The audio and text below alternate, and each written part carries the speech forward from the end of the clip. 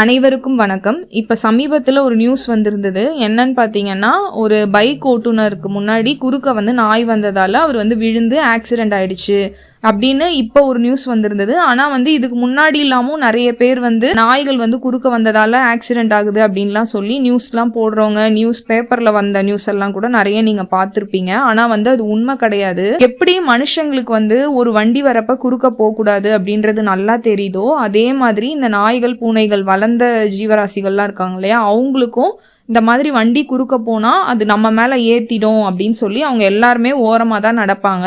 நீங்க வேணா ரோட்ல நடந்து போகும்போது செக் பண்ணி பார்த்துக்கோங்க. அவங்க எப்படி ஓரத்துல நடக்கிறாங்களா இல்ல வண்டி குறுக்க வராங்களா அப்படின்றதெல்லாம் நீங்க பார்த்துக்கோங்க. இது நான் பார்த்த ஒரு சம்பவம். என்னன்னாக்கா, ஒரு நாள் ஒரு நார்மல் ரோடு, அதாவது பைபாஸ் ரோடு கிடையாது, ஒரு தெரு ரோடு இருக்கும் இல்லையா, ஸ்ட்ரீட் ரோடு இருக்கும் இல்லையா, அந்த மாதிரி ஒரு ரோடு. அதுல லெஃப்ட் சைடில் ஓரத்தில் ஒரு நாய் நடந்து போயிட்டுருக்கு. அதே ரோடில் 2 கார் போகுது. ஒன்று முன்னேருந்து பின்னாடி வந்துட்டுருக்கு, இன்னொன்று ஃப்ரண்ட் அண்ட் பேக்கில் 2 வண்டியுமே கரெக்டாக வருது. திடீர்னு ஒருத்தர் பார்த்தீங்கன்னா அந்த நாய், அந்த ஓரமாக போயிட்டுருக்க நாயை கல் எடுத்தோ கொம்பு எடுத்தோ அடித்தார். அங்கே அடித்த உடனே அது அந்த தெரு முனையிலேருந்து இந்த தெருவுக்கு போகணுன்றதுக்காக குறுக்க ஓடிச்சு. கரெக்டாக அந்த நாய் பார்த்தீங்கன்னா அந்த 2 காரோட சென்டர் கேப் இருக்கும் இல்லையா, அதில் போய் நின்றுது. கொஞ்சம் ஜஸ்ட்டு மிஸ் ஆகிருந்தா அந்த நாயோட பின்பக்கம் ஏதாவது ஒரு கார் கண்டிப்பாக இடிச்சிட்டு இருக்கும். அவங்க வேணும்னே வண்டி வருது, அதனால நம்ம இவங்களை குறுக்க போய் இவங்களை விபத்து ஏற்படுத்தணும் அப்படின்றதுக்காக அவங்க வரல. பக்கத்தில் இருக்க மனிதர்கள் யாராவது அந்த நேரத்தில் கல் எடுத்து அடிக்கிறதோ இல்லை கொம்பு எடுத்து அடிக்கிறதோ பண்ணுறதால அவங்க குறுக்க வந்துடுறாங்க. அது நியூஸ் சேனலில் இப்போ யார் அடித்தாங்கன்றதெல்லாம் அவங்க காட்ட மாட்டாங்க. வண்டி ஓட்டிகிட்டு இருக்கும்போது திடீர்னு நாய் குறுக்க வந்துருச்சு, விபத்து ஏற்பட்டது அப்படின்றத மட்டும்தான் நியூஸ் சேனல்லையும் நியூஸ் பேப்பர்லையும் போடுறாங்களே தவிர இதை முழுசாக அங்கே என்ன நடந்ததுன்றதை யாருமே போடுறதில்ல.